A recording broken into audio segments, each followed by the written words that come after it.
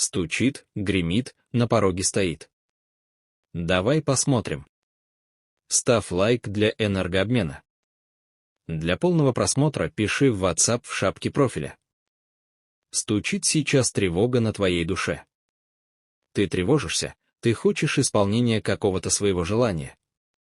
Ты тревожишься за свое желание, за свое задуманное. Ты хочешь, чтобы оно исполнилось как можно быстрее. И я тебе скажу больше, что ты будешь даже прилаживать усилия. Ты не просто будешь мечтать о своем желании, ты будешь прилаживать усилия, и твои усилия будут давать тебе результата.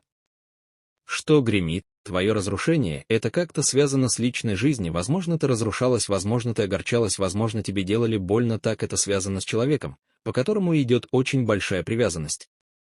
Так, кто на пороге будет стоять?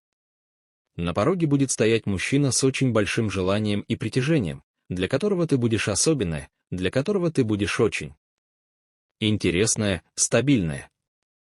Это человек взрослый, это человек, который будет хотеть чего-то серьезного. В прошлом отшельник, даже, возможно, в прошлом женатый мужчина, либо разведенный, запутанный был раньше в личной жизни, сейчас будет иметь стремление к более серьезным отношениям.